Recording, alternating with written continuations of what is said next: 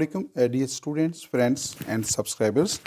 Dear students, आज की इस नई वीडियो के साथ मैं हूं मोहम्मद नवाज पड़ैच, पॉलिटिकल साइंटिस्ट। और आज हमारा टॉपिक है state and kinds of state according to the international law. तो बेसिकली ये इंटरनेशनल लॉ का एक टॉपिक है जिसमें हम रियासत की जो मुख्तलिफ इकसाम हैं उनको जो है वो ज़ेर बहस ला रखे हैं। आइए इस वीडियो का आगाज़ करते हैं। Please subscribe, like, share and share my YouTube channel. ये आपके लिए एक मैसेज है कि आप इस चैनल को प्लीज़ सब्सक्राइब भी कीजिएगा, लाइक भी कीजिएगा, और अगर आप मुनासिब समझें तो अपने दूसरे दोस्त जो हैं जो पॉलिटिकल साइंस के स्टूडेंट हैं उनके साथ इसको शेयर भी ज़रूर कीजिएगा। आप देख रखे हैं हमारा YouTube channel Mohammad Nawaz पड़ैच, political scientist, और आज हमारा टॉपिक है state and kinds of state according to the international law. तो इंटरनेशनल लॉ के मुताबिक जो है हम ये जानने की कोशिश करेंगे कि what is the meaning of the state and what are the different kinds of state. यहाँ मैं एक थोड़ी सी बात करना चाहता हूँ कि अगरचे इंटरनेशनल लॉ के मुताबिक जो है जो स्टेट है, दुनिया भर की तमाम जो रियासतें हैं वो एक जैसे जो है वो फीचर्स की मालिक होती हैं, लेकिन यहाँ जब हम उसकी काइंड्स की बात करते हैं तो वो काइंड्स जो हैं वो रियासत का जो मुख्तलिफ स्ट्रक्चर है, उसकी जो मुख्तलिफ पोजीशन होती है, उसके मुताबिक जो है उनकी उसको मुख्तलिफ इकसाम के अंदर जो है तकसीम किया जाता है। आइए इस वीडियो को आगे कर चलते हैं। According to the article 1 of Montevideo Convention 1933, the state as a person of international law should possess 4 ingredients। तो जो इंटरनेशनल लॉ है और उसमें उसके मुताबिक क्या है कि स्टेट जो है उसके लिए 4 एसेंशियल जो इंग्रेडिएंट्स हैं उनका होना ज़रूरी है। तो according to the article 1 of मॉन्टेविडियो convention जो है वो 1933 के अंदर जो है कंडक्ट हुआ था, और उसके मुताबिक the state as a person of international law. तो state as a person of international law का मतलब है स्टेट एज ए पर्सनैलिटी। जो इंटरनेशनल पर्सन है या इंटरनेशनल पर्सनैलिटी है, इससे मुराद वो जो है वो अदारे हैं जिन्हें इंटरनेशनल लॉ की तरफ से मुख्तलिफ राइट्स हासिल होते हैं, और उन राइट्स के बदले में जो है उनके ऊपर मुख्तलिफ ड्यूटीज़ जो हैं वो नाफज होती हैं। तो स्टेट जो है चूँकि इंटरनेशनल लॉ का एक बहुत बड़ा मौजू है, ये बेसिक मौजू उसका है, तो लिहाजा इसको इंटरनेशनल लॉ के मुताबिक जो है इसको एक इंटरनेशनल पर्सनैलिटी या इंटरनेशनल पर्सन का स्टेटस जो है वो हासिल है as a organisation date should possesses 4 ingredients. तो इंटरनेशनल लॉ के मुताबिक जो है उस ये जो रियासत है, जो स्टेट है, date must be poses 4 essential ingredients और एलिमेंट्स। वो कौन कौन से हैं? Permanent population, definite a portion of territory, a well organized government, and capacity to enter into relations with other states। It means sovereignty। क्योंकि कोई भी रियासत जो है जब तक उसके पास sovereignty नहीं होती वो किसी भी दूसरी रियासत के साथ जो है अपने एक्सटर्नल रिलेशन जो है वो कायम जो है नहीं कर सकती। तो रियासत जो है एक ऐसे इंटरनेशनल लॉ के मुताबिक एक ऐसी इंटरनेशनल पर्सनैलिटी है जिसके 4 इंग्रेडिएंट्स हैं, 4 इसके एलिमेंट्स हैं। नंबर 1 परमानेंट पॉपुलेशन है, नंबर 2 परमानेंट उसका डेफिनेट पोर्शन ऑफ टेरिटरी होता है, और नंबर 3 है एक वेल ऑर्गेनाइज्ड गवर्नमेंट होती है, और capacity to enter into relations with the other state. It means sovereignty. तो रियासत के लिए जो है सॉवरेनिटी का होना जो है वो ज़रूरी है। Sovereignty is the supreme power of the state, जिसकी मदद से वो अपने इंटरनल मामलात को कंट्रोल करती है और अपनी एक्सटर्नल जो बाउंड्रीज होती हैं, जो उसके फ्रंटियर्स होते हैं, उनका तहफ़्फ़ुज़ करती है। तो उसके लिए सॉवरेनिटी का होना जो है वो ज़रूरी है। आइए इस वीडियो के नेक्स्ट देखते हैं क्या है सॉवरेनिटी ऑफ द स्टेट्स। यहाँ पे हम बात करते हैं sovereignty of the state. Essential element of sovereignty is law making power of the state. तो what is the meaning of the sovereignty? Sovereignty actually is the 4th essential element of the state and it means the supreme power of the state। ये रियासत की सबसे बड़ी ताकत होती है, और यही वो रियासत की सबसे सुप्रीम पावर है जिसको इस्तेमाल करके रियासत जो है वो लॉ मेकिंग करती है, लॉ इन्फोर्समेंट करती है, लॉ एंड ऑर्डर को मेंटेन करती है, और जस्टिस जो है वो प्रोवाइड करती है। तो रियासत अपनी जिस ताकत को, जिस अथॉरिटी को इस्तेमाल करके लॉ मेकिंग کام کرتی ہے، لا انفورسمنٹ کا کام کرتی ہے اور جسٹس پرووائڈ کرتی ہے. اس کے علاوہ اسٹیٹ کے اندر لا اینڈ آرڈر کو مینٹین کرتی ہے. جو اس کے جو سٹیزنس ہوتے ہیں ان کی جو رائٹس اور ڈیوٹیز ہوتی ہیں ان کو پروٹیکٹ کرتی ہے. تو وہ طاقت جس کو استعمال کر کے ریاست یہ سارے فنکشن سر انجام دیتی ہے، دیٹ از کالڈ ساورینٹی. اور دوبارہ دیکھیے گا، essential element of sovereignty is law making power of the sovereign. Law making power of the sovereign یہ ہے، یعنی ساورن سے مراد یہاں پہ ہے اسٹیٹ، کیونکہ اسٹیٹ ساورن ہوتی ہے تو یہ بیسیکلی ریاست کی لا میکنگ اتھارٹی ہے. لا میکنگ اتھارٹی بھی ہے اور لا انفورسمنٹ اتھارٹی بھی ہے. Since sovereign makes law he is not binding by that law. تو ریاست جو ہے وہ بذات خود جو ہے اس قانون کی جو ہے پابند نہیں ہوتی، کیونکہ ریاست سپریم ہے، ریاست سب سے طاقتور، سب سے بااختیار ادارہ ہوتا ہے. اور کوئی ریاست قوانین بناتی ہے تو لہٰذا اس کے بارے میں ایک پوائنٹ آف ویو یہ بھی ہے کہ ریاست ذات خود جو ہے ان قوانین کی پابند نہیں ہوتی. Only sovereign states are entitled to be member of the family of the nations. تو جو انٹرنیشنل کمیونٹی ہے، جو فیملی آف دا نیشنز ہے یا جو یونائٹڈ نیشنز ہے، تو اس کی جو ممبرشپ ہے یا انٹرنیشنل کمیونٹی ہے اس کی ممبرشپ صرف اور صرف ساورن اسٹیٹس حاصل کر سکتی ہیں. ایسے کوئی بھی جو پرسنالٹی ہے جس کے پاس ساورنٹی نہیں ہوگی وہ کسی بھی انٹرنیشنل آرگنائزیشن کی ممبر نہیں بن سکتی، اور نہ ہی وہ انٹرنیشنل کمیونٹی کی یا نہ ہی جو ہے وہ جو فیملی آف دا نیشنز ہے اس کی ممبر بن سکتی ہیں. تو فیملی آف دا نیشنز کا ممبر بننے کے لیے، انٹرنیشنل کمیونٹی کا ممبر بننے کے لیے اور یونائٹڈ نیشنز کا ممبر بننے کے لیے یا کسی بھی انٹرنیشنل آرگنائزیشن کا ممبر بننے کے لیے ضروری ہے کہ اس کے پاس ساورنٹی ہو. اور in present time states have entered into many treaties thereby surrendering a part of their sovereignty. اب جو ساورنٹی کا جو میننگ ہے وہ یہ ہے کہ that is the supreme power of the state. Supreme power of the state یہ ہے کہ ریاست جو ہے وہ سب سے طاقتور ہے، سب سے بااختیار ہے، اور ریاست کسی دوسرے قانون کی کسی دوسری ریاست کی تابع نہیں ہے. لیکن موجودہ جو دور ہے اس کے اندر ریاست کو بہت سارے جو ہے وہ فنکشنز جو ہیں سارے انجام دینے پڑتے ہیں، اس کو ود ان دا اسٹیٹس بہت سارے کام کرنے پڑتے ہیں، اور پھر دوسری ریاستوں کے ساتھ مل کر جو ہے اس کو بہت سارے معاملہ جو ہیں وہ سارے انجام دینے پڑتے ہیں. تو بعض کا جو ہے یہ نظر آتا ہے کہ ریاست کو اس کی جو ساورنٹی ہے، یعنی اپنی جو مرضی ہے ریاست کی، اس کے اوپر اس کو کمپرومائز کرنا پڑتا ہے. اور اس کا نتیجہ کیا نکلا کہ ریاستیں جو کہ ایک دوسرے کے اوپر جو ہے ڈپینڈ کرتی ہیں، they have to depend on other states. ریاستوں کو اپنے مفادات کے تحفظ کے لیے دوسری ریاستوں کے ساتھ جو لین دین ان کو کرنا ہوتا ہے، تو اس کی وجہ سے ان کو اپنا جو ان کا جو ساورنٹی ہے اس کے اوپر ان کو تھوڑا سا کمپرومائز بھی کرنا پڑتا ہے. لیکن اس کا مطلب یہ نہیں ہے کہ ریاست کی جو ساورن پوزیشن ہے وہ اس سے متاثر ہوئی ہے. ایسا ریاست اپنی مرضی سے کرتی ہے اور اپنے انٹرسٹ کو واچ کرنے کے لیے کرتی ہے. اگر ریاست چاہے تو وہ اس کی پابند نہیں ہے، لیکن ریاست کا اپنا انٹرسٹ ہوتا ہے کہ وہ ایسا کرے. تو نتیجہ کیا نکلا کہ ریاست کی جو ساورنٹی ہے وہ آہستہ آہستہ جو ہے جیسے جیسے ریاستوں کا دائرہ کار جو ہے وہ وسیع ہوتا جا رہا ہے، اور اس کو دوسری ریاستوں کے اوپر جو ہے اپنی جو ضروریات ہیں ان کو پورا کرنے کے لیے دوسری ریاستوں کے اوپر ڈپینڈ کرنا پڑتا ہے. تو اس کے نتیجے میں ریاست کی جو ساورنٹی ہے وہ کسی حد تک جو ہے وہ اس سے سرنڈر ہوتی ہوئی نظر آ رہی ہے یا وہ منیمائز ہوتی جا رہی ہے. For example members of the United nations have accepted many obligations.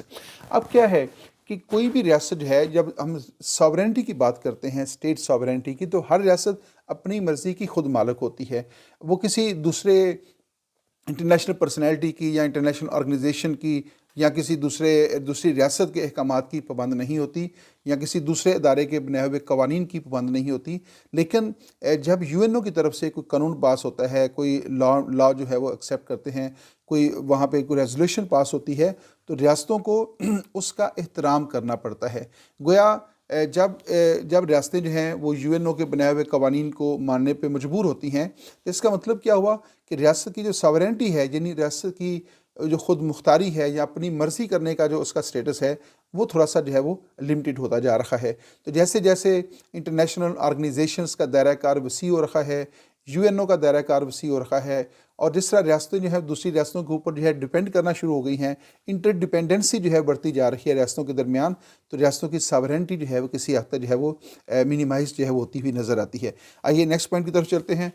Next point ہمارے پاس कंडोमिनियम स्टेट जो है, condominium state is a territory where 2 or more states exercised sovereignty. For example, England and France has joint sovereignty over New Hebrides. तो condominium state ऐसी रियासत होती है जिसको आप कह सकते हैं कि मुश्तरका ऐसी रियासत जिसके ऊपर दो रियासतों की मुश्तरका निगरानी जो है वो कायम हो, तो उसको कंडोमिनियम स्टेट कहा जाता है। तो यहाँ कोई ऐसा इलाका होता है या कोई ऐसी रियासत होती है जिसके ऊपर दो या दो से ज़ायद रियासतें जो हैं उनका तसल्लुत कायम हो जाता है, और वो एक ही वक्त में वो दोनों रियासतें मिलकर जो है उसके ऊपर अपना कंट्रोल जो है वो कायम कर रही होती है। ऐसी रियासत जिसके ऊपर दो या दो से ज़्यादा रियासतों का कंट्रोल कायम हो जाए या तसल्लुत कायम हो जाए, तो ऐसी रियासत को कंडोमिनियम स्टेट का जो है वो दर्जा दिया जाता है।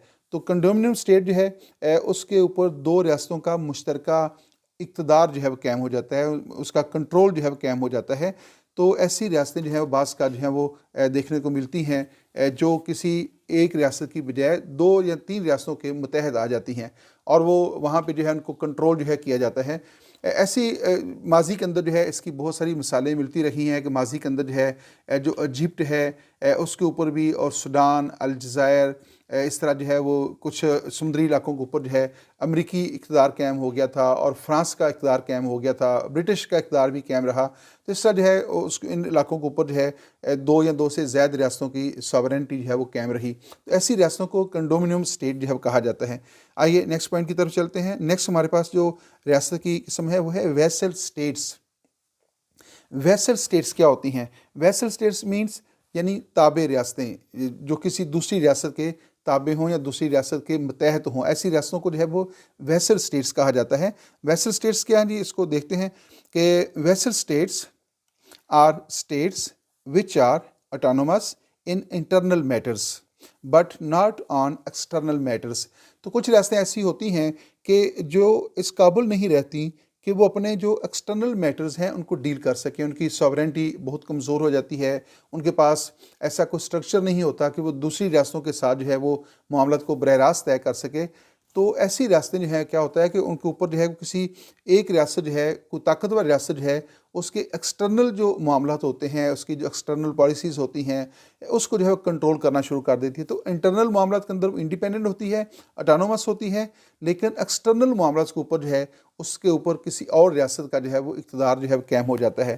तो ऐसी रियासतें जो इंटरनली तो ऑटोनोमस हों, लेकिन एक्सटर्नली जो है वो किसी दूसरी रियासत बड़ी ताकत के कंट्रोल में हों, ऐसी रियासतों को वैसल स्टेट्स कहा जाता है, ताबे रियासतें कहा जाता है। दोबारा देखिएगा, vessel states which are autonomous in internal matters but not on external matters.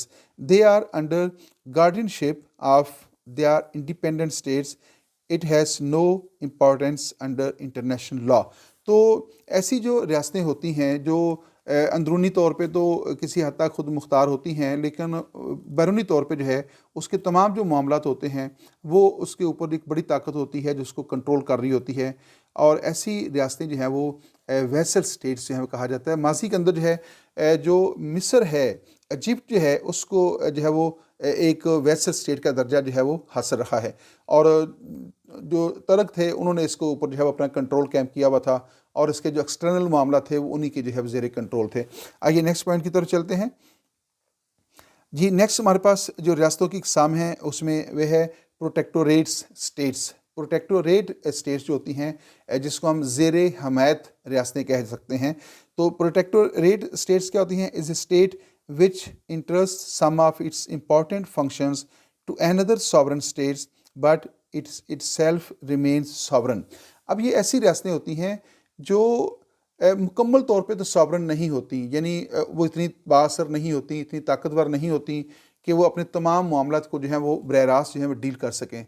तो कुछ मामलात को वो अपने ज़ेरे कंट्रोल रखती हैं, और कुछ मामला जो होती हैं वो किसी बड़ी रियासत के जो है सपुर्द कर देती हैं।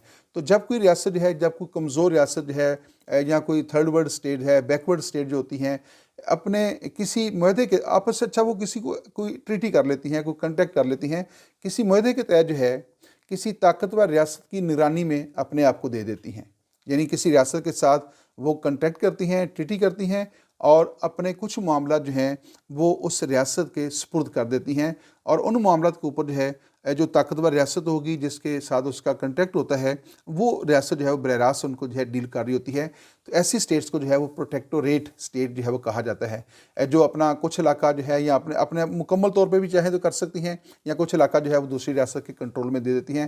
اس طرح جو بین الاقوامی مسائل ہوتے ہیں ان کی جو ذمہ داری ہوتی ہے، جو اس ریاست کے اوپر جو بین الاقوامی ذمہ داریاں عائد ہوتی ہیں، تو وہ ان کو پورا کرنے کی جو ذمہ داری ہوگی وہ جو اس کی محافظ ریاست ہوگی اس کے جو ہے وہ چلی اس کے پاس چلی جائے گی. اور اس طرح جو ہے وہ محافظ ریاست جو ہے یعنی اس کی حفاظت کرنے والی جو ریاست ہے وہ مختلف طریقوں سے اس کے بیرونی معاملات کو جو ہے وہ کنٹرول کرتی ہے. اور بعض اوقات ہوتا یہ ہے کہ اس کے وہ انٹرنل معاملات کو بھی کنٹرول کرنا شروع کر دیتی ہے، کیونکہ انٹرنل اور ایکسٹرنل جو معاملات ہوتے ہیں یہ آپس میں بہت زیادہ لنکڈ ہوتے ہیں. تو اس لیے عموماً تو ایکسٹرنل معاملات کے لیے ہوتا ہے، لیکن بعض اوقات یہ ایکسٹرنل معاملات کو بھی اپنے کنٹرول میں جو ہے وہ ہاتھ میں لے لیتی ہے. اور نیکسٹ ہے جی position of Holy See and Vatican State. تو جب ہم ریاست کے مختلف اقسام کی بات کر رہے ہوتے ہیں تو اس میں ایک بہت امپورٹنٹ ٹاپک ہے، وہ ہے Vatican city state. Vatican city state جو ہے ہولی سی از اے اسٹوڈنٹس یہاں پہ کمپوزنگ کی غلطی ہے، یہ ہولی سی نہیں ہے بلکہ یہ ہولی اسٹیٹ ہے. ہولی اسٹیٹ یا اس کو ویٹیکن اسٹیٹ بھی کہا جاتا ہے، یہ اپنے ذہن میں رکھیے گا. تو یہ جو ہے یہ ہولی سی نہیں ہے، یہ کیا ہے؟ Holy State. The position of the Holy State and Vatican City. تو Holy State is a place where Pope resides. تو ویٹیکن جو ہے یہ ایک سٹی اسٹیٹس ہے اور جس میں ہیڈ آف دا اسٹیٹ اور ہیڈ آف دا گورنمنٹ جو ہے وہ پوپ ہوتا ہے، یعنی مذہبی رہنما ہے. تو پوپ جو ہے وہ ہیڈ آف دا اسٹیٹ بھی ہے اور ہیڈ آف دا ریلیجن بھی ہے. تو ایسی ریاست دنیا کے اندر یہ واحد ریاست ہے جہاں پہ پوپ جو ہے اس کو ہیڈ آف دا اسٹیٹ کا جو ہے وہ درجہ جو ہے وہ حاصل ہے. تو the Holy State is a place where Pope resides. In 1929 there was treaty between pope and government of Italy. تو اٹلی یہ بیسیکلی جو ویٹیکن ہے یہ اٹلی کا ایک شہر ہے. تو 1929 کے اندر جو ہے اٹالین گورنمنٹ اور پوپ کے درمیان جو ہے ایک معاہدہ ہوتا ہے، اور اس معاہدے کے نتیجے کے اندر جو ہے پوپ کی جو سرگرمیاں ہیں ان کو ویٹیکن تک محدود کر دیا جاتا ہے، اور ویٹیکن کو جو ہے ایک ریاست کا درجہ، ایک اسٹیٹ کا درجہ جو ہے کر دیا جاتا ہے. اب چونکہ وہ اسٹیٹ رقبے کے اعتبار سے پاپولیشن وائز اور ٹیریٹری وائز جو ہے وہ ایک سمال سی اسٹیٹ بنتی ہے، اس لیے اس کو سٹی اسٹیٹ کہا جاتا ہے، کیونکہ یہ ویٹیکن بیسیکلی اٹلی کا ایک سٹی ہے. تو اس کو لیکن اس کو ایک ساورن اسٹیٹ کا درجہ دے کر، اس کو ایک چھوٹی سی ریاست کا درجہ دے کر پوپ کو جو ہے وہاں تک جو ہے وہ رکھا گیا. اس کو اب یوں سمجھ لیں کہ پوپ کی سرگرمیوں کو ویٹیکن تک جو ہے محدود کر دیا گیا ہے. دوبارہ اس کو دیکھیے گا جی. ان 1929 there was treaty between Pope and the government of Italy اور Vatican city comprising 100 acres of land. یہ صرف 100 ایکڑ زمین کے اوپر مشتمل ہے. And accepted as the state. اور یہ اس کو ایک انٹرنیشنل لا کے مطابق اور UN کے مطابق جو ہے اس کو ایک ساورن اسٹیٹ کا درجہ جو ہے وہ دیا گیا ہے، اور وہاں پہ پوپ کی حکومت جو ہے وہ قائم ہے. دوبارہ اس کو دیکھیے گا. 100 acres of land and accepted as the state and the Pope was accepted as the sovereign of the state. اور وہ جو ویٹیکن اسٹیٹ ہے، جو ویٹیکن سٹی اسٹیٹس بھی کہلاتی ہے، اس کا جو سربراہ ہے وہ پوپ کو جو ہے رکھا گیا ہے. The present position of the Vatican City is it is an independent state under the international law. تو انٹرنیشنل لا کے مطابق جو ہے آج اس کو ایک انٹرنیشنل لا کے مطابق ایک ساورن اور انڈیپینڈنٹ اسٹیٹ کا درجہ حاصل ہے. لیکن اس کی منفرد خصوصیت کیا ہے کہ یہ دنیا کی واحد ریاست ہے جہاں پہ پوپ جو ہے عیسائی مذہب کا جو سربراہ ہوتا ہے، پوپ جو ہے مذہبی پیشوا ہے، وہ اس کی حکومت ہے، اور یہ اس حوالے سے ایک مذہبی ریاست ہے. یہاں پہ جو ہے وہ ایک مذہبی رہنما کی حکومت کا سسٹم جو ہے قائم ہے. اسی طرح جو ہے اس کو UN کے اندر جو ہے اس کو انٹرنیشنل پرسنالٹی کا درجہ حاصل ہے، اور اس کو انٹرنیشنل اسٹیٹ کا درجہ بھی دیا گیا ہے. اور اس طرح مذہبی سرگرمیاں کو جو ہے وہ ویٹیکن سٹی اسٹیٹ تک جو ہے وہ محدود کیا گیا ہے. اور نیکسٹ پوائنٹ ہے جی ہمارے پاس کنفیڈریشن.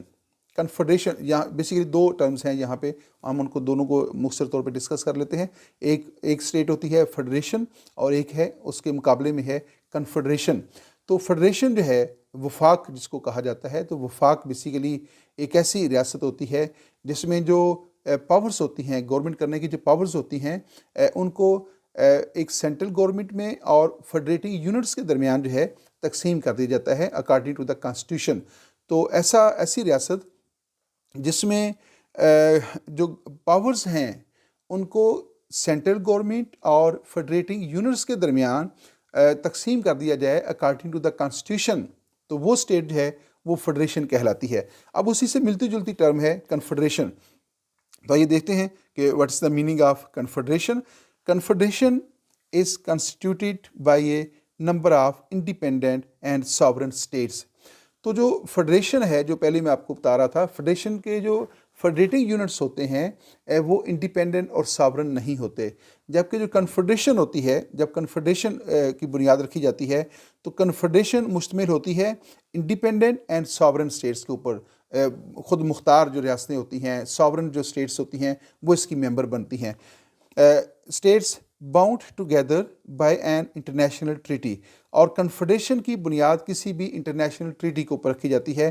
ریاستیں کیا کرتی ہیں کہ اپنے کامن جو انٹرسٹ ہوتے ہیں, خاص طور پہ ان کے جو ڈیفنس سے متعلق مفادات ہوتے ہیں, مشترکہ دفاع کے لیے اور مشترکہ دیگر مقاصد کے لیے جو ہے وہ ٹریٹی سائن کرتی ہیں, اور اس ٹریٹی کے نتیجے میں جو ہے وہ کنفیڈریشن قائم کر لیتی ہیں.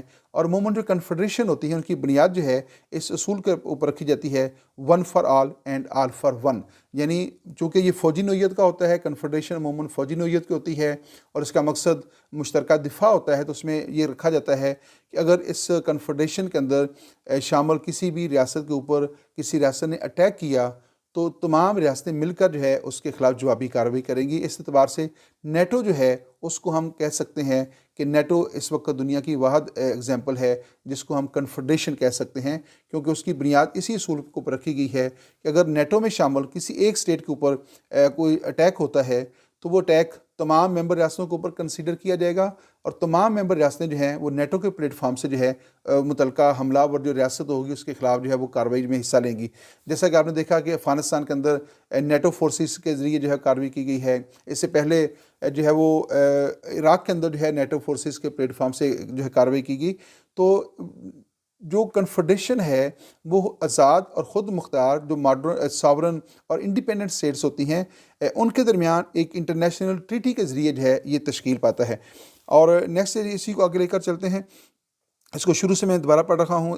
Confederation is consisted of the member of the independent and sovereign states bound together the international treaty. تو یہ انٹرنیشنل ٹریٹی کے ذریعے سائن ہوتا ہے into a union with organs of the government extending over the member states and set up for the purpose of the maintaining of the external and internal independence of all. تو basically جب بھی کچھ ریاستوں کو مشترکہ دشمن کا سامنا ہوتا ہے, مشترکہ خطرات کا سامنا ہوتا ہے, چاہے وہ انٹرنلی ہو یا ایکسٹرنلی ہوں, اور وہ سمجھتی ہوں کہ ہم اکیلے جو ہے اس خطرے کا مقابلہ نہیں کر سکتی, تو وہ آپس میں ایک الائنس قائم کر لیتی ہیں اور اس الائنس کے پلیٹ فارم سے تمام ریاستیں مل کر اس خطرے کا جو ہے وہ مقابلہ کرتی ہیں. اور نیکسٹ ہے جی the confederation is not a state. اب کنفیڈریشن جو ہے وہ ایک اسٹیٹ, فیڈریشن ایک اسٹیٹ ہوتی ہے, لیکن کنفیڈریشن جو ہے that is not a state as international law. تو انٹرنیشنل لا کے مطابق جو کنفیڈریشن ہے وہ ریاست نہیں ہے, لیکن فیڈریشن جو ہے وہ ریاست ہوتی ہے. The individual states maintaining their international positions.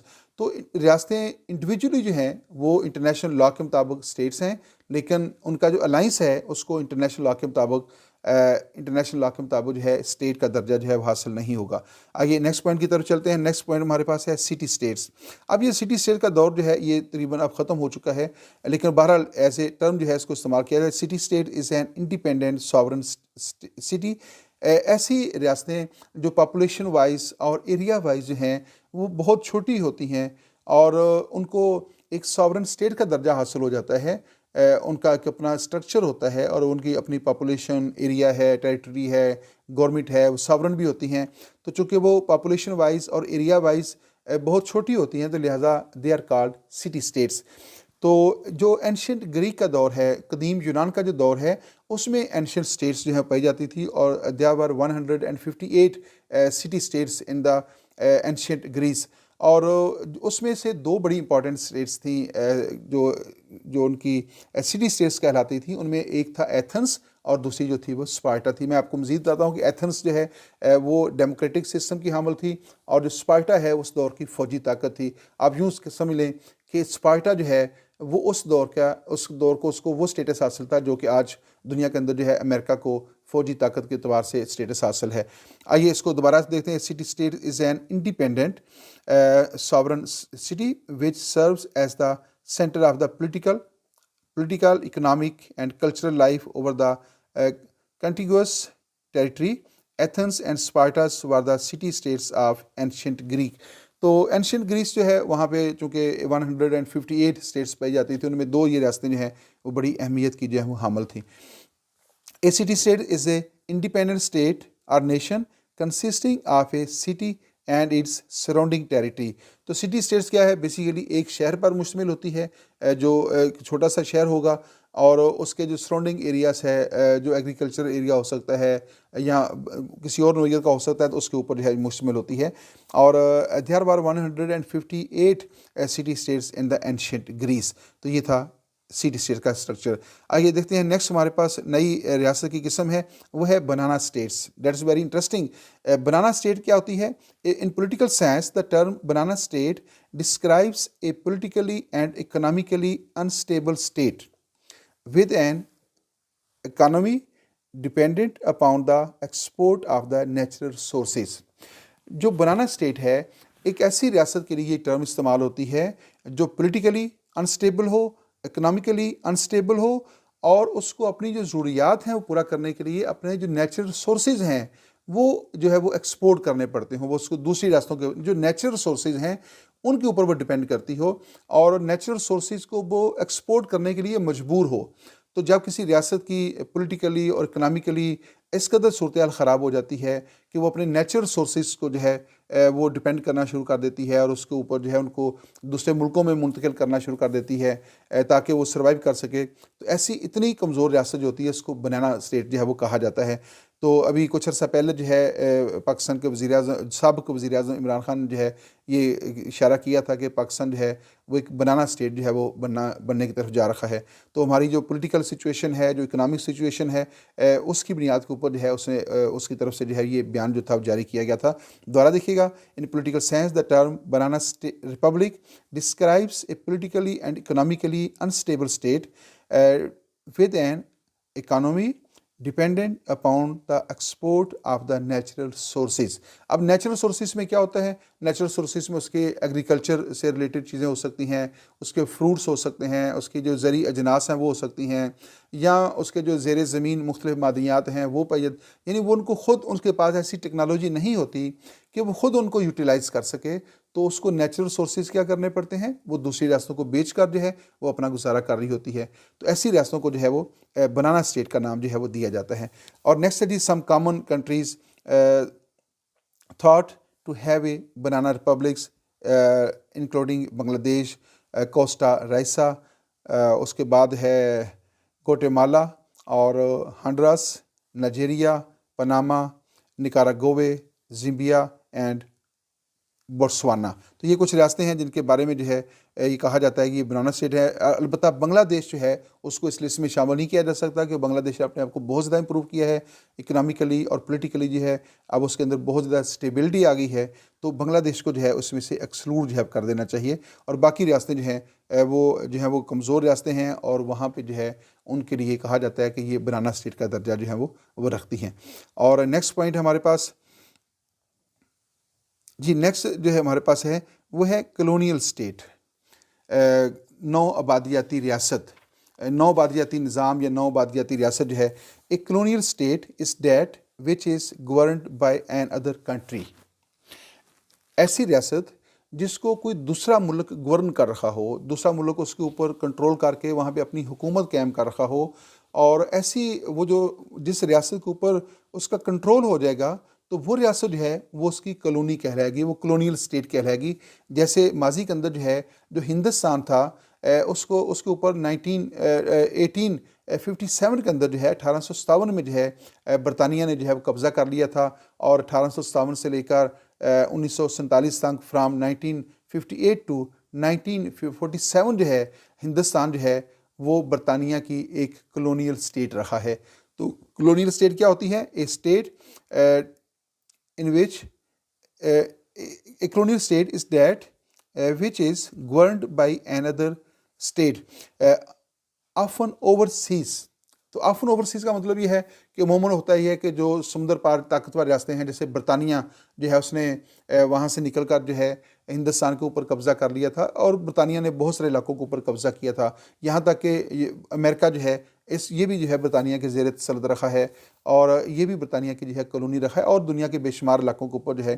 تو جو 19ویں صدی کے اندر جو ہے جو تھرڈ ورلڈ کنٹریز تھے، جن کا جو پولیٹیکل سسٹم اتنا سٹرانگ نہیں تھا، ان کی جو کمزوریاں تھیں، ان کا جو ایڈمنسٹریٹو ویک پوائنٹس تھے، ان سے فائدہ اٹھا کر جو ہے برطانیہ، فرانس اور دیگر جو یورپین کنٹریز تھے وہ وہاں سے اٹھے، اور انہوں نے ان ریاستوں کو جو کمزور براعظم ایشیا کی کمزور ریاستیں تھیں، یا براعظم افریقہ کی جو کمزور ریاستیں تھیں، ان کو اپنی کالونیز میں تبدیل کر لیا تھا، اور یہ ریاستیں جو ہیں یہ ان کی کالونیز کہلاتی ہیں۔ تو کالونیز جو ہے وہ بیسیکلی نو آبادیاتی جو مقبوضات ہیں، یا وہ متحد ریاستیں تھیں ان ملکوں کی جنہوں نے ان کے اوپر قبضہ کر لیا تھا، جیسے برطانیہ نے ہندوستان کے اوپر جو ہے وہ قبضہ کر کے اور وہاں پہ اپنا پورا سٹرکچر جو ہے قائم کر لیا تھا، وہاں کا جو ایڈمنسٹریٹو سسٹم ہے اس کے اوپر اس نے کنٹرول قائم کر لیا تھا، اور اپنے لوگوں کے ذریعے ہی وہاں پہ حکومت جو ہے اس نے کی ہے۔ تو ایسی اسٹیٹ جو ہے وہ کلونیل اسٹیٹ کہلاتی ہے۔ ایک کلونیل ایک country that has many colonies is often called an empire, اور ایک ایسی ریاست جس کے زیر تسلط یا زیر کنٹرول بہت ساری کالونیز ہوں، اس کو امپائر کہا جاتا ہے۔ جیسے برطانوی سلطنت کے ہم ٹرم استعمال کرتے ہیں برٹش امپائر، تو برٹش امپائر کیوں کہتے ہیں؟ کیونکہ برطانیہ کے زیر تسلط بہت ساری ریاستیں تھیں، کالونیز تھیں، تو ایسی ریاست جس کے کنٹرول میں جس کا کنٹرول دنیا کی کئی ریاستوں کے اوپر ہو، کئی ریاستوں کو اس نے اپنی کالونیز بنا رکھا ہو، تو اس ریاست کو جو ہے وہ امپائر کہا جاتا ہے، جو رقبے اور آبادی کے اعتبار سے ایک بہت بڑا یونٹ ہوتا ہے۔ تو برطانیہ کو جو ہے یہ اسٹیٹس بھی حاصل جو ہے وہ رہا ہے، اور پھر آہستہ آہستہ جو ہے یہ آہستہ آہستہ جو ہے ختم ہو گیا۔ نیکسٹ ہے جی مینڈیٹڈ اسٹیٹ۔ مینڈیٹڈ اسٹیٹ کیا ہوتی ہیں؟ A mandate state can be defined as an internationally sanctioned method of colonialism. تو مینڈیٹ اسٹیٹ جو ہے اس کا تعلق بھی کلونیلزم کے ساتھ ہے۔ It granted control over former German and Ottoman territories to members of the League of the Nations after World War first. تو مینڈیٹ اسٹیٹس کیا ہوتی ہیں؟ اس کے لیے اب ایک لفظ اردو میں ہم بولتے ہیں امانت دار علاقے۔ تو مینڈیٹ اسٹیٹ کا یہ جو طریقہ کار تھا، یہ basically after the World War first جو ہے وہ انٹروڈیوس کرایا گیا تھا۔ لیگ آف نیشن جو ہے اس میں جب لیگ آف نیشن قائم ہوئی تو اس کے اندر جو ہے یہ مینڈیٹڈ اسٹیٹ جو ہے وہ قائم ہوئی تھی۔ اس نظریے اس کا پوائنٹس یہ تھا، یا اس کا جو پوائنٹ آف ویو ہے اس سسٹم کا یہ تھا کہ وہ علاقے جو غیر ترقی یافتہ ہیں اور وہ اپنا سسٹم چلانے کے قابل نہیں ہیں، اور وہ جدید جو ماڈرن ورلڈ ہے، جو یعنی فرسٹ ورلڈ وار کے بعد دنیا کے اندر جو جدت پیدا ہوئی، یا جو ورلڈ پولیٹکس ہے اس کے ٹرینڈز چینج ہوئے، تو ان کے ایسے علاقے جو ان ٹرینڈز کا ساتھ دینے کے قابل نہیں تھے، وہ اس دنیا کے اندر اپنے آپ کو ایڈجسٹ نہیں کر پا سکتے تھے، تو انہیں یہ تھا کہ ان علاقوں کو جو ہے کسی بڑی طاقت کی سرپرستی میں دے دیا جائے۔ اب وہ بڑی طاقتیں کون سی تھیں؟ وہ طاقتیں جو فرسٹ ورلڈ وار کے اندر جو ہے وہ فاتح ریاست تھی، الائڈ پاور، جس طرح برطانیہ ہے، فرانس ہے، امریکہ تھا، تو ان ریاستوں کے زیر کنٹرول ان کو دے دیا گیا تھا۔ تو وہ جو سسٹم تھا جس میں after the World War first کچھ ایسے علاقوں کو جو غیر ترقی یافتہ تھے، یا اپنے سسٹم کو چلانے کی صلاحیت نہیں رکھتے تھے، یا جدید دنیا کے تقاضوں کو پورا کرنے کی صلاحیت نہیں رکھتے تھے، تو ان ریاستوں کو بڑی طاقتوں کی سرپرستی میں دے دیا گیا، تاکہ وہ ان کو کنٹرول کر سکے، اور ان کو جو ہے تھوڑا سا ریفائن کر سکے، اور ایسی ریاستوں کو، ایسے علاقوں کو جو ہے مینڈیٹڈ ٹیریٹریز کا نام دیا گیا، یا اس کو مینڈیٹڈ جو ہے وہ اسٹیٹس کا نام جو ہے وہ دیا گیا تھا۔ اور نیکسٹ ہے جی ٹرسٹی شپ کنٹریز۔ تو میں آپ کو بتاتا چلوں کہ جو مینڈیٹری اسٹیٹ سسٹم تھا یہ after the World War first introduce کیا گیا، اور جو ٹرسٹی شپ کنٹریز ہیں یا ٹرسٹی شپ سسٹم جو ہے اس کو آفٹر سیکنڈ ورلڈ وار جو ہے ورلڈ وار سیکنڈ جو ہے انٹروڈیوس کرایا گیا تھا، اور یو این او کے ذریعے جو ہے یہ ٹرسٹی شپ علاقے جو تھے یا ٹرسٹی شپ سسٹم جو ہے وہ انٹروڈیوس کرایا گیا تھا. اور یو این او کے جو بیسک آرگنس ہیں اس میں سے ایک باقاعدہ طور پہ یو این او کا ایک ادارہ ہے جس کو ٹرسٹی شپ کونسل کہا جاتا ہے.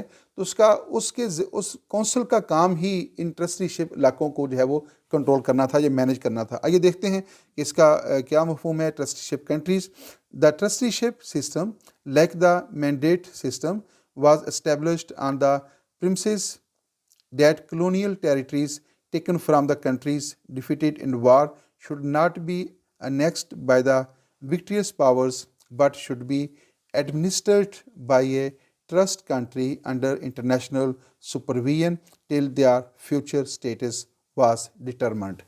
تو جو جب سیکنڈ ورلڈ وار ہوئی تو سیکنڈ ورلڈ وار کے بعد جو ہے کچھ ایسے علاقے تھے جو انفرادی طور پہ جو ہے اپنا جو انٹرنل سسٹم ہے یا ایکسٹرنل سسٹم ہے اس کو آگے لے کر نہیں چل سکتے تھے. تو یو این او کے اندر جو ہے پھر ایک باقاعدہ طور پہ ایک ادارہ قائم کیا گیا جو اس کا بیسک آرگنس میں سے ایک تھا جس کو ٹرسٹی شپ کونسل کہا جاتا ہے. تو اس ادارے کے اندر جو ہے اس کی زیر نگرانی جو ہے کچھ علاقے دیے گئے، اور اس ادارے کی طرف سے جو ہے کچھ ریاستوں کی ذمہ داری لگائی گئی کہ جب تک یہ علاقے جو ہیں اپنا کنٹرول سنبھالنے کے قابل نہیں ہو جاتے یا اپنی جو ساورن پوزیشن ہے یا انٹرنیشنل جو رسپانسبلٹی ہیں ان کو ادا کرنے کے قابل نہیں ہو جاتے، اس وقت تک جو ہے ان کی وہ نگرانی کریں گے. اور اس طرح جو ہے ایسے علاقوں کو جو ہے وہ ٹرسٹی شپ اسٹیٹس کا اسٹیٹس جو تھا وہ حاصل ہوا تھا. آئیے نیکسٹ پوائنٹ کی طرف چلتے ہیں. جی نیکسٹ ہے کامن ویلتھ کنٹریز یا کامن ویلتھ آف نیشنز. تو کامن ویلتھ کنٹریز جو ہیں اس کو اردو میں جو ہے دولت مشترکہ کے مالک کہا جاتا ہے. Common wealth countries also called common wealth of nations. پہلے یہ کامن ویلتھ کنٹریز کہلاتے تھے، اب جو ہے اس کو کامن ویلتھ آف نیشنز کہا جاتا ہے. تو Commonwealth of Nations formally 1931 to 1949 ایک اس کا یہ رہا ہے. British Commonwealth of the Nations a free association of sovereign states comprising of the United Kingdom and the members of its former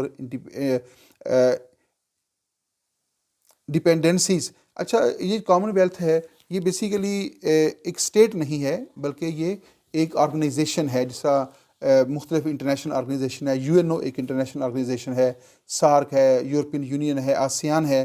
تو یہ کامن ویلتھ بھی basically ایک انٹرنیشنل آرگنائزیشن ہے. یہ ایک free association of sovereign states, اور اس کی جو ممبرس ہیں وہ ساورن اسٹیٹس ہوتی ہیں، خود مختار ریاستیں ہوتی ہیں. لیکن کون سی خود مختار ریاستیں جو ہیں وہ کامن ویلتھ آف نیشنز کی ممبر بن سکتی ہیں؟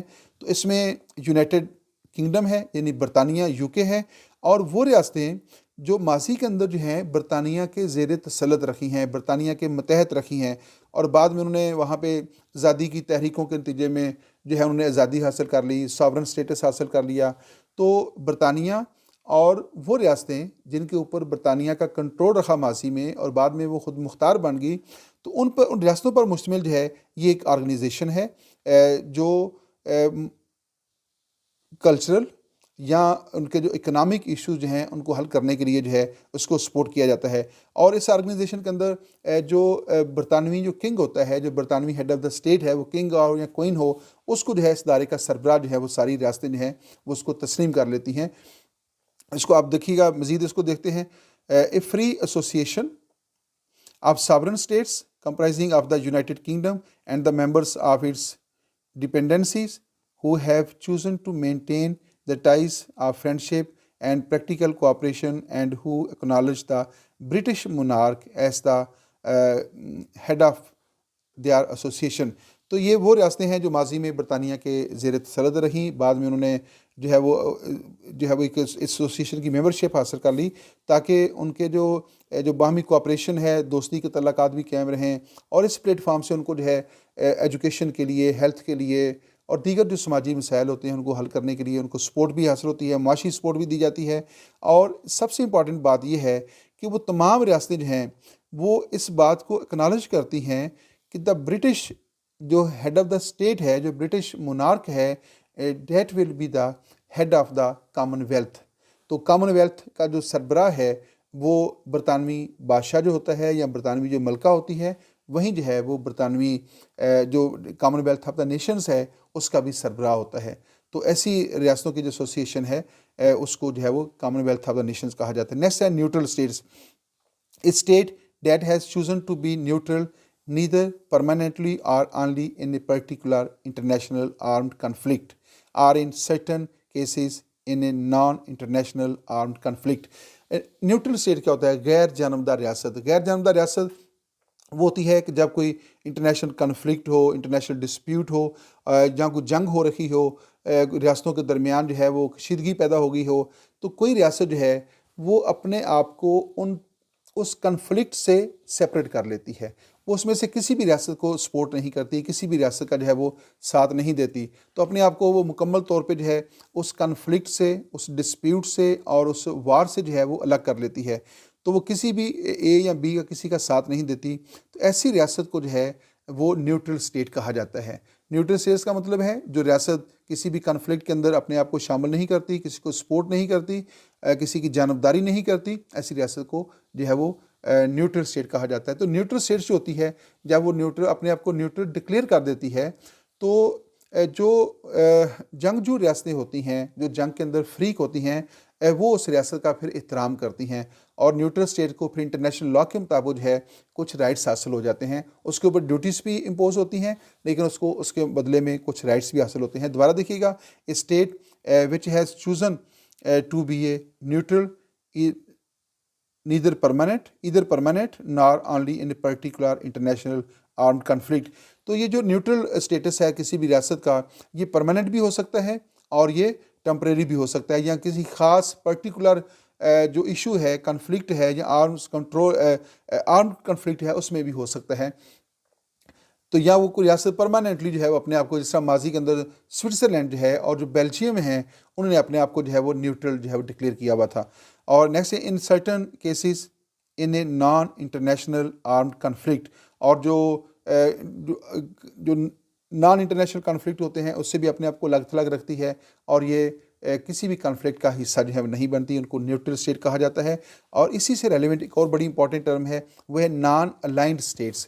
وہ تھا نیوٹرل اسٹیٹس غیر جانبدار، یہ ہے نان الائنڈ اسٹیٹس. اس کو اردو میں کہتے ہیں غیر وابستہ ریاستیں. غیر وابستہ ریاستیں کون سی ہوتی ہیں یا نان الائنڈ اسٹیٹس کون سی ہوتی ہیں؟ نان الائنڈ موومنٹ یہ بیسیکلی ایک موومنٹ چلی تھی جو ہے وہ ڈیورنگ دا کولڈ وار ایرا جو ہے. تو اس میں کیا تھا کہ نیم اس کو کہتے ہیں نان الائنڈ موومنٹ. اس کی بیک گراؤنڈ میں آپ کو بتاتا ہوں پہلے کہ جب جو ہے وہ سیکنڈ ورلڈ وار کا اختتام ہوا اور اس کے بعد یو ایس ایس آر اور یو ایس اے کے درمیان جو ہے کولڈ وار کا ایک سلسلہ شروع ہوا. اور اس کولڈ وار کے اندر جو ہے ایک بلاک پولیٹکس کا آغاز ہو گیا تھا. دنیا کے کچھ ممالک جو تھے انہوں نے امریکہ کو سپورٹ کرنا شروع کر دیا اور کچھ جو تھے وہ انہوں نے یو ایس ایس آر کو جو ہے وہ اس کے امبریلا نیچے جو ہے چلے گئے تھے. اس سے دنیا یوں لگ رہا تھا کہ دنیا دو حصوں میں تقسیم ہو گئی ہے. ایسے میں جو ہے کچھ ریاستیں ایسی تھیں جنہوں نے جو ہے وہ نہ تو اس بلاک پولیٹکس کا جو ہے نہ تو وہ انہوں نے یو ایس ایس آر کا ساتھ دیا اور نہ ہی انہوں نے امریکن بلاک میں شمولیت اختیار کی اور نہ ہی انہوں نے یو ایس ایس آر کے بلاک میں شمولیت اختیار کی. یعنی کسی بھی بلاک سے انہوں نے اپنی وابستگی جو ہے وہ ظاہر نہیں کی تھی. تو ایسی ریاستیں جو اس بلاک پولیٹکس سے اپنے آپ کو لگ تھلگ رکھا اور کسی بھی بلاک کا انہوں نے ساتھ نہیں دیا، ان کو جو ہے وہ نان الائنڈ اسٹیٹ کا درجہ دیا گیا. اور پھر کہتا ہے کہ موومنٹ چلی اور یہ بڑی کامیاب موومنٹ تھی نان الائنڈ جو ہے. اس وقت اس کے ممبرز کی تعداد جو ہے کم و بیش 120 بتائی جاتی ہے اور یو این او کے بعد جو ہے اس کو دنیا کی بڑی آرگنائزیشن کے اندر جو ہے وہ شمار کیا جاتا ہے. دوبارہ اس کو دیکھیے گا، a non aligned movement name is forum of 120 countries that are not formally aligned with or against any major power block. تو میجر پاور بلاک کیا تھے during the era of cold war? اس میں ایک امریکن بلاک تھا، ایک Russian block تھا، ایک کیپٹلسٹ ممالک کا بلاک تھا، ایک کمیونسٹ ممالک کا بلاک تھا. تو وہ ریاستیں جنہوں نے دونوں بلاک سے اپنے آپ کو الگ رکھا، کسی بھی بلاک کا ساتھ نہیں دیا، کسی کو سپورٹ نہیں کیا، تو وہ جو ہیں وہ نان الائنڈ اسٹیٹس کہلاتی ہیں. After the United Nations it is the largest grouping of the states worldwide. تو جیسے میں نے ابھی بتایا کہ یو این او کے بعد جو ہے یہ دنیا کا سب سے بڑا جو ہے وہ اس کو ایک کہا جاتا ہے آرگنائزیشن جو ہے وہ کہا جاتا ہے. اور non aligned states does not support اور depend on any powerful country اور گروپ آف دا کنٹریز. جو نان الائنڈ اسٹیٹس ہوتی ہیں ان کا فیچر کیا ہوتا ہے کہ وہ کسی بھی جو بلاک پولیٹکس ہوتی ہے اس میں کسی بھی بلاک کو سپورٹ نہیں کرتی اور کسی بھی پاورفل کنٹری کو سپورٹ نہیں کرتی، چاہے وہ بلاک پولیٹکس ہو یا اسٹیٹ ٹو اسٹیٹ کنفلکٹ ہو. وہ کسی کے ساتھ بھی جو ہے اپنی الائنمنٹ جو ہے اس کو شو نہیں کرتی اور اپنے آپ کو مکمل طور پہ الگ تھلگ جو ہے وہ رکھتی ہیں. ڈیئر اسٹوڈنٹس، یہاں پہ اس ویڈیو کا اختتام ہوتا ہے. Thanks for watching my YouTube channel. اور محمد نواز وڑیچ پولیٹیکل سائنٹسٹ، آپ اس ویڈیو کے اوپر جو ہے اپنا فیڈ بیک ضرور دیجیے گا. امید ہے آپ کو ہماری مختصر سی کاوش جو ہے وہ ضرور پسند آئے گی. اگر آپ اس کے متعلق فیڈ بیک دینا چاہتے ہیں تو فیڈ بیک کا میں اس لیے آپ سے ریکویسٹ کرتا ہوں کہ آپ کا فیڈ بیک جو ہے وہ ہماری بھی رہنمائی کرتا ہے اور ہمیں یہ جاننے میں مدد ملتی ہے کہ ہمارا یہ جو کام ہے وہ کس حد تک جو ہے وہ آپ کی ضرورت کے مطابق ہے یا کس حد تک جو ہے وہ آپ کے لیے وہ یوزفل ہو رکھا ہے. تو اگر آپ اپنا فیڈ بیک دیتے ہیں تو اس سے اگر آپ کا فیڈ بیک پازیٹیو ہوتا ہے تو ہماری حوصلہ افزائی ہوتی ہے. اگر آپ کا فیڈ بیک اس میں کوئی آپ کو کسی غلطی کی کوتاہی کی نشاندہی کرتے ہیں تو اس میں ہماری اصلاح بھی جو ہے ہوتی ہے، یہ بھی بہت ضروری ہوتا ہے. تو دونوں چیزوں کو کے لیے آپ سے ریکویسٹ کی جاتی ہے کہ لازمی طور پہ جو ہے وہ اپنا فیڈ بیک دیجیے گا. اجازت دیجیے گا. اللہ حافظ.